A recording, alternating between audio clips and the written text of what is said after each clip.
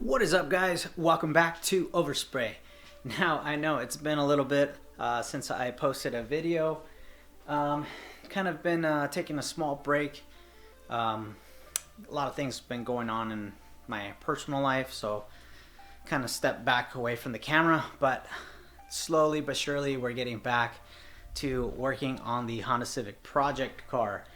And not only that, since I work for a school district, which is like my normal job, I will be getting a few weeks off of work. So basically after tomorrow, I will officially not go back to work until January 4th. So should have plenty of time to do some videos on the Honda Civic project car. So we will commence the project shortly. It's just right now we're taking a small break. Okay, give me some time. But in any ways, so I've been ordering some some supplies, if you will. So let me show you what I got. All right, and some supplies came in recently. I went ahead and ordered some Uracam epoxy primer. It's not much of it. It's only about, I don't know, I think it's a quart. Is it a quart? Yeah, I believe it's a quart. And then, of course, it came with its own little activator because the next project I want to start painting the roof of the Honda Civic. And that is pretty much my main goal, is try to get the not the hood, the roof prepped. And so I went ahead and ordered the epoxy primer for that. And so so I ended up ordering this from the coating store. So the coating store is pretty much where you can buy a lot of the Uracam products, and they sell all sorts of stuff. And really, it's really budget friendly. They're not like, they're not PPG or anything like that, or Axel Nobel or anything like that. But Uracam, actually, I've been pretty satisfied with their products, and honestly, it works really well. Especially for somebody that's on a budget, Uracam is some pretty good stuff. The only drawback I had with some Uracam is some of their MS clears are not the greatest. If you're gonna go clear, I would try to go with their high solid stuff. Their MS clear is like, it's okay. It's not the greatest, it's not the worst, but there is some better stuff out there. And anyways, so I also went ahead and ordered some more spray guns, and these are some older spray guns. I already have one pulled out right there. And let me show you what I got. So this package came all the way from Missouri, I believe. And we got some very old, man, you could even smell the metal. Some very old spray guns. You can see they're obviously siphon-fed spray guns, but let's go ahead and pull these out. Ooh, look at this guy. Kind of looks like a DeVilbiss, doesn't it? It's actually a Craftsman. So let's go ahead and put this down, because I really want to show you the prized gem spray gun that's in here. And we got an old W.R. Brown Speedy spray gun. Looks like it's broken on the top. The top hook looks to be broken, but that's fine. No biggie, because we don't really care about that gun. The gun that I really wanted out of this gun, this lot, is this spray gun right here. This, if you guys take a look closely, is a DeVilbiss spray gun, and dated somewhere around the 1920s spray gun. Super neat. It's extremely mechanical. You can see up here and how the trigger works and all that, and it seems to be pretty free. Like, the trigger just feels really awesome. So looks to be in decent shape. And so 1920s DeVilbiss spray gun. And I have a couple ideas with these old spray guns, so I'll probably mention that in a little bit here, but let me clean up a little bit here. Let me see. Any extra stuff? no, I think that's gonna be it. The one I really wanted to get was this DeVilbiss, old school DeVilbiss spray gun. So I'm gonna try to clean this thing up, see if I can get some shine out of it. Might need even more than just a polishing. It looks like it's gonna need a deep clean. So I'll probably try to find some maybe a good brush, a metal brush, and try to clean this off and then try to polish it, make it look brand new again. But that's the idea there. Alrighty. So one thing that I've been trying to look for with some of these old spray guns is the siphon cup that goes on the bottom. So if you guys notice, this spray gun has a siphon cup that goes on the bottom, and these are kind of hard to find, to be honest. I can't find a lot of siphon cups. They usually come with a whole complete gun, and people want like big money for them for some reason. And so this deal that I got here, I got about 4 different guns for a certain amount of money. I think I paid like $70, and it included this guy right here. So yeah, see, so this is the biggest dilemma with this spray gun, is the threads on here, as you guys can see, they're too small. So every little siphon cup that I have found is always too big to fit some of these smaller guns. So it's kind of tricky to find the right size for the siphon cup. So we're gonna have to see what we can do to make this work. I might have to go to Harbor Freight and get something over there and see if I can make this work with a Harbor Freight siphon cup. But yeah, so pretty cool little gun here. So there you go. So but check that thing out, man. This thing is awesome. Look at that, old school 1920s. This is what the air cap looks like. Hopefully it focuses. There it goes. Hello. And still in good shape. I could still feel that the trigger feels really nice. And if you guys are wondering what all these little adapters are for, so this one is for your siphon cup, whatever your paint, and then this one is actually for your air, so your air goes up on top. And then if you guys notice the mechanics behind it, you can see that top rod up here. When you pull that trigger, it lets air in through here and out the front. So pretty cool. Very, very mechanical. And I've seen some of these with glass cups instead of using like an aluminum one like this one. It'll actually use a glass cup, or they'll put a glass cup on it. It looks just very, very antique and very, very awesome. So once I find something that I'm able to use for the bottom, which is gonna be a mission within itself to find the right threads, because these are a lot smaller than all the other ones. So let's go ahead and take a look at some of the other ones. So here's another gun. This is a Speedy WR Brown, and definitely old school. It feels kind of jammed a little bit, almost like they didn't clean it the last time they used it.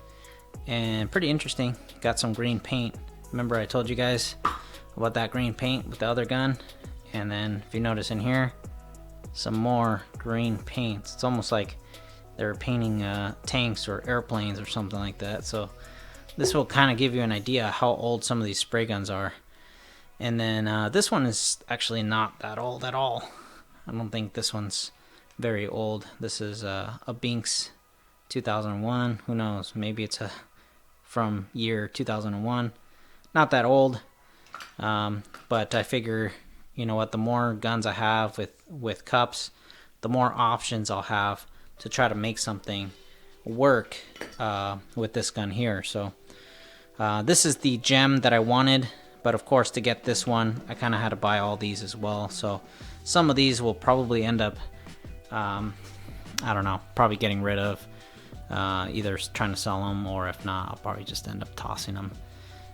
Still pretty cool, little antique. Maybe I'll just even do some artwork or something, you know, make it some sort of vintage artwork piece out of them. But so those are the kind of the ideas I have of with some of these older guns. But one idea for a video, and let me know what you guys think. I was actually going to do a old school spray gun shootout between guns from the 1920s versus guns from 2020. So a new school spray gun by DeVilbiss versus an old school gun from DeVilbiss. So I think that would be kind of interesting. Let me know what you guys would think. Still in the works. Like I said, I still got to find parts. That's the biggest hurdle I have with buying some of these old school spray guns, is finding parts. It's like damn near impossible. And the thread pitch is very small. You know, you guys can hold on. Let me see. Let me try to focus. There you go. You guys can see that thread pitch is very much smaller than other ones that I've seen. So that's going to be the challenge right there. But yeah, that's it. So yeah, anyway guys, so I will be continuing on with the Honda Civic project car very, very shortly. Like I said, I kind of just been kind of waiting for my time off in order to kind of get some work done on the Honda Civic. And if you guys want to check out a little bit on the Honda Civic, let me show you what we got in store for you guys for the upcoming videos. Alrighty, so upcoming video, we still need to finish the side of the car, and I left it outside and it started to get rusty. You can see here, got some surface rust, so now I got to sand that down, get rid of the rust on these bare metal spots. See that? So yeah, we got to finish the body work. This one is actually pretty much ready to go on this side. And then we also got this nasty looking roof. The roof looked like the previous owner probably painted it with spray cans, and got some really bad cracking. Let me see if it'll focus there, but you can see it's not looking good. So this might end up, when I go to sand it, this might end up going bare metal, and maybe some areas as well. This one actually has a name, so if you guys know this guy, it says Jacob S. Knapp, K-N-A-P-P. I don't know if it was like a race car at one point or something. I don't know.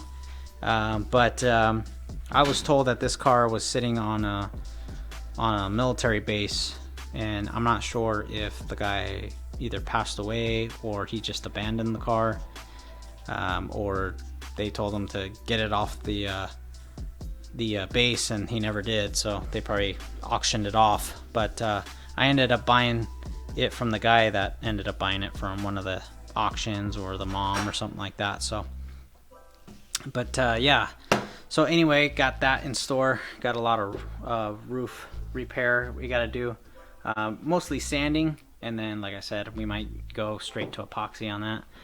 And then also got to do the moldings, and which this will probably be saved for the old school spray gun shootout that I just mentioned. So I'll probably save these for the old school gun to paint. And then let me go around the car, and then we still got to sand this side. As you can see, I've already done most of the body work, but it still needs to be sanded even further. It's still really rough, and yeah, so we got a lot of work on our hands here, and still got to sand these and the rest of the car, I guess.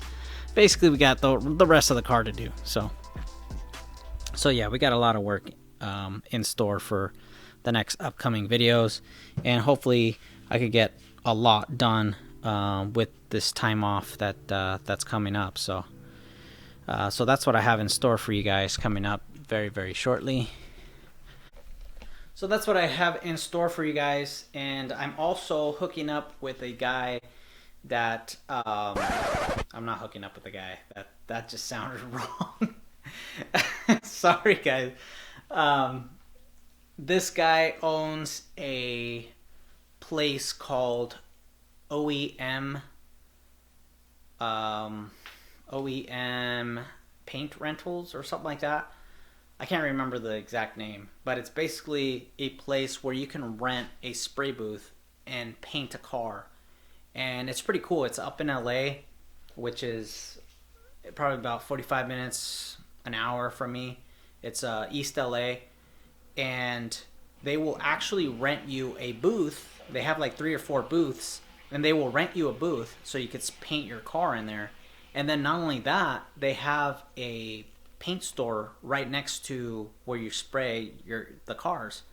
So you could literally buy paint, and if you have your car there, you could actually spray it there as well. Like it's pretty cool place. So I kind of chit-chatted with him on Instagram and asked him, hey, what are your prices and stuff like that. So they basically sent me a flyer so I can take a look at that. So it's pretty cool. And I'm thinking once I get this car ready, I'm probably gonna, hey, you know what, I'm ready, schedule me for this day with the paint booth. What I'll end up doing is masking off the car the night before or a couple nights before, at least most of it, and then getting a trailering the car down to the paint booth, drop it off, paint it, and then bring it back onto the trailer and take it home.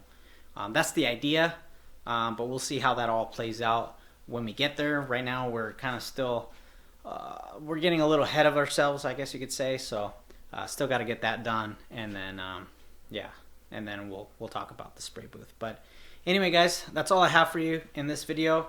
Not much, but we will be getting back to the Civic project car and more videos, more painting videos at least. And so hopefully you guys enjoy. Oh yeah, and also I just want to thank everyone. I finally reached 2,000 subscribers. That's a big deal for me, so I really do appreciate it, guys. Thank you for subscribing and sticking with me all this time. I started this channel with like 7 subscribers, so it means a lot to me. Anyway, guys, hopefully you guys stay spraying. Catch you guys on the next one. Peace.